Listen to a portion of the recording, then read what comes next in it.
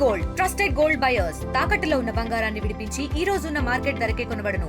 మరిన్ని వివరాలకు సంప్రదించండి 7771077720. మనతో పాటు హిందుత్వవాది బీజేపీ నేత చికోటి ప్రవీణ్ ఉన్నారు. ఒక్కసారి ఆయనతో మాట్లాడించేటువంటి ప్రయత్నం చేద్దాం. సార్, నిన్న టెంపుల్ కూల్చివేసిండ్రు అధికారులు అని చెప్పి, నేను రెవెన్యూ అధికారులు అని చెప్పి పెద్ద ఎత్తున మీరు ధర్నా చేసిండ్రు. ఏం జరిగింది? ఎందుకు వెళ్ళారు చికోటి ప్రవీణ్? అక్కడ ఎందుకు గొడవ చేసిండ్రు? మొన్న రాత్రి రోడ్ నెంబర్ 12 లోపలికి ఎమ్మెల్యే కాలనీలా 12 ఎకర్స్ ల్యాండ్ ఉంది. అందులో ఒక మూలకి 100-150 గజాలు కూడా లేదు. ఒక టెంపుల్ ఉంది, అమ్మవారి టెంపుల్. అది కొత్తగా కట్టింది కాదు, 70 నుంచి 80 సంవత్సరాల నుంచి పూజలు అందుకుంటున్న దేవత అమ్మవారి గుడి.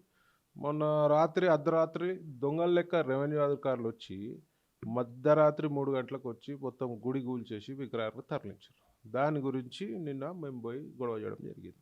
అంత దొంగతనంగా వచ్చి కూల్చాల్సిన అవసరం ఏముంది? ఎక్కడో 12 ఎకరాలల్లో అది గవర్నమెంట్ స్థలం అంటారు, ఓకే.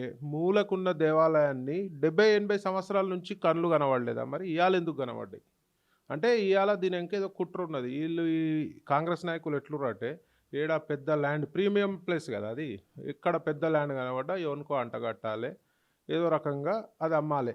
కాబట్టి ఎవడో చెప్పుంటాడు గుడి ఉండొద్దు అని, తీసేయాలని చెప్పుంటారు. ముఖ్యంగా నేను అనుకోవడం ఎందుకంటే, ఓవైసీ సోదరుల బెనామీలకే అంటగట్టే ప్రయత్నం చేసి ఉంటారు.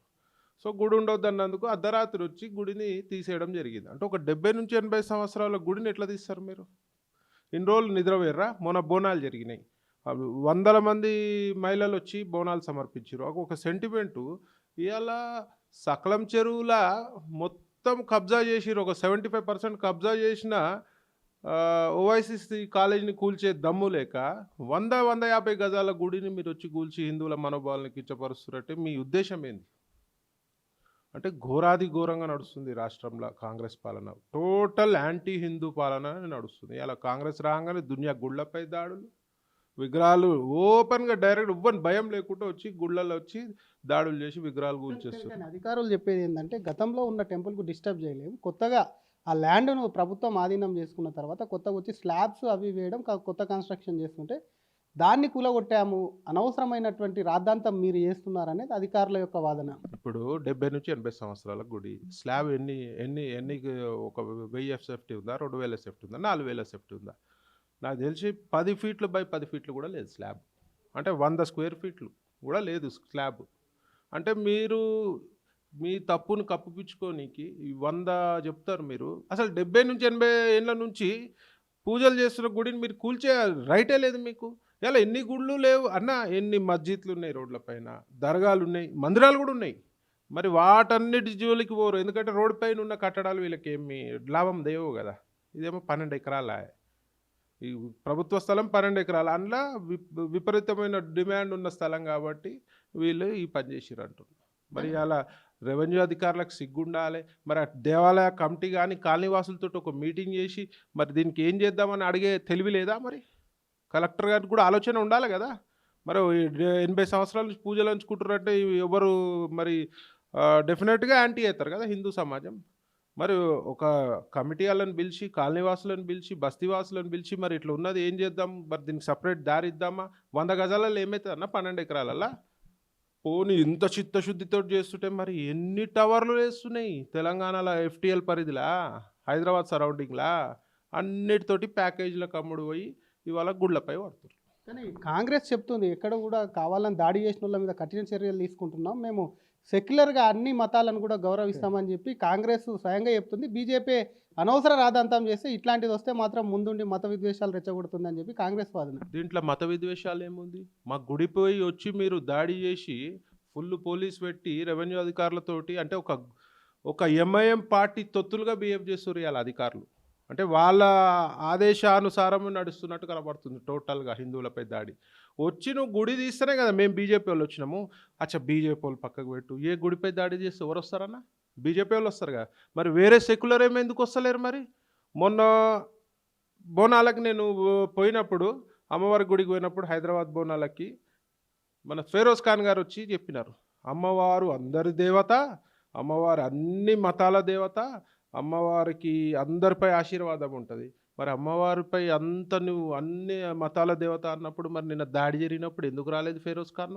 రావాలి కదా మరి, అమ్మవారికి గుడి తీసేసిన మీరు ఫిరోజ్ ఖాన్కి అడిగినరా మరి ఆ మాట? ఇప్పుడు ఫోన్ చేద్దాం, మీ ముంగట్నే ఫోన్ చేస్తా. ఫిరోజ్ ఖాన్కి చేస్తారా? చేస్తాను, ఫిరోజ్ ఖాన్ గారికి చేస్తాను. ప్రభుత్వంలో ఉన్న ప్రభుత్వం దృష్టికి ఇప్పుడు మేము సీఎం గారు అపాయింట్మెంట్ అడిగితే ఇవ్వరు, మేము ఏమైనా బాధలు చెప్పుకుందామంటే ఇవ్వరు. నేను ఇప్పటికీ 4 సార్లు 5 సార్లు సీఎం గారు అపాయింట్మెంట్ కోరడం జరిగింది. మరి కోరడం జరిగినప్పుడు ఎప్పుడు కూడా నాకు అపాయింట్మెంట్. మీ దగ్గర నంబర్ ఉందా? ఇంకో నంబర్ ఏమైనా ఉందా మీ దగ్గర ఫిరోజ్ ఖాన్ గారిది?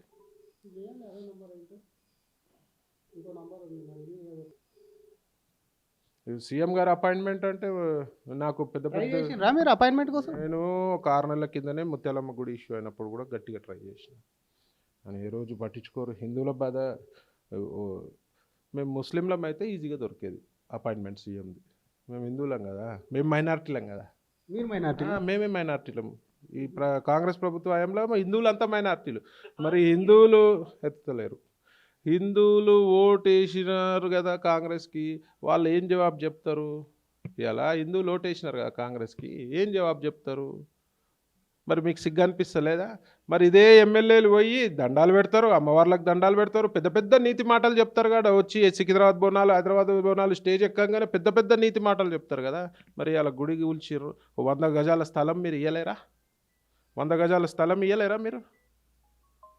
కొంచెమన్నా బుద్ధి ఉండాలి ప్రభుత్వం. ఏం డిమాండ్ చేస్తున్నారు మీరు ఆ టెంపుల్ విషయంలో? ఏం డిమాండ్ చేస్తున్నారు అది సూటిగా చెప్పండి.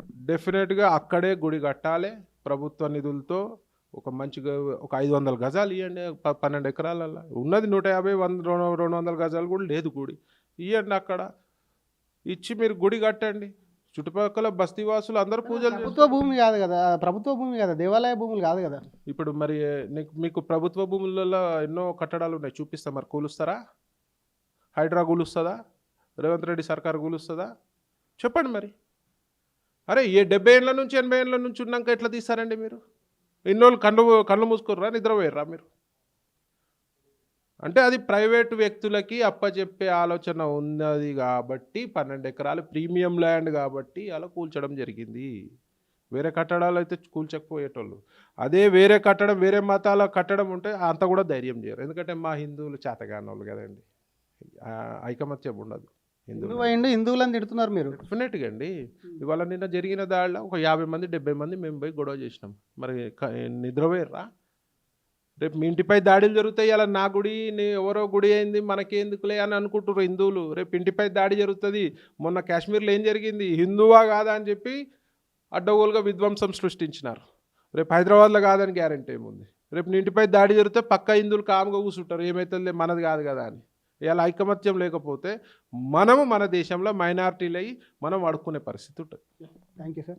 ఇది అసలు గుడి విషయంలో అక్కడ ఎందుకు ఇన్నేళ్ల నుంచి కళ్ళు మూసుకున్నారు అధికారులు, ఈరోజు ఆ గుడి ఎందుకు కూల్చాల్సి వచ్చింది? ఎందుకంటే ఆ ల్యాండ్ మీద కూడా ప్రభుత్వం కన్ను పడింది. అది ప్రైవేట్ వ్యక్తులకు దారదత్తం అని, ఎందుకంటే అది ప్రీమియం ల్యాండ్ కనుక ప్రైవేట్ వ్యక్తులకు దారదత్తం చేసేందుకు కూడా ప్రభుత్వం కూడా పూర్తిగా కూడా ప్లాన్ వేసిందని చెప్తూనే ఇటు దేశంలో మెజార్టీగా ఉన్నటువంటి హిందువులే మైనార్టీలుగా బతుకుతున్నారు కాబట్టి హిందువులు చేతగాని వాళ్ళలా ఉండొద్దు, రండి అసలు ఇటువంటి విషయాల్లో పోరాడాలని చెప్తూనే డెఫినెట్గా అక్కడే 12 ఎకరాలు ఒక 500 గజాలు ఇచ్చి గుడికి నిర్మించాలి, లేదంటే ఉద్యమం తీవ్రాంతరం చేస్తాం అంటూనే మరొక పక్క సెక్యులర్ వాదులమని మాట్లాడేటువంటి కాంగ్రెస్ నేతలు ఎందుకు నోరు మెదపం లేదంటూ లైవ్లో అటు మొన్న మాట్లాడినటువంటి ఫిరోజ్ ఖాన్ సెక్యులర్ అమ్మవారు అందరి దేవత అన్నాడు కాబట్టి ఫిరోజ్ ఖాన్ కూడా కాంగ్రెస్ నేతకు ఫోన్ చేశారైనా లిఫ్ట్ చేయలేదు కాబట్టి కాంగ్రెస్ నేతల నైజం ఇదంటూ కూడా బీజేపీ సీనియర్ నేత చికోటి ప్రవీణ్ మండిపడుతున్నారు. కెమెరామ్యాన్ గజపతో శ్రీధర్, RTV, హైదరాబాద్. తెలుగులో న్యూస్ కి ఫాస్టెస్ట్ యాప్ ఇప్పుడు టోటలీ న్యూ అవతార్లో జస్ట్ 5 సెకండ్స్ లో కంప్లీట్ న్యూస్. సోషల్ మీడియాలో ట్రెండ్స్ కి one stop solution. Live TV app voice search option తో ఇప్పుడే డౌన్లోడ్ చేయండి లేదా అప్డేట్ అయిపోండి. యాప్ లింక్ డిస్క్రిప్షన్ లో ఉంది.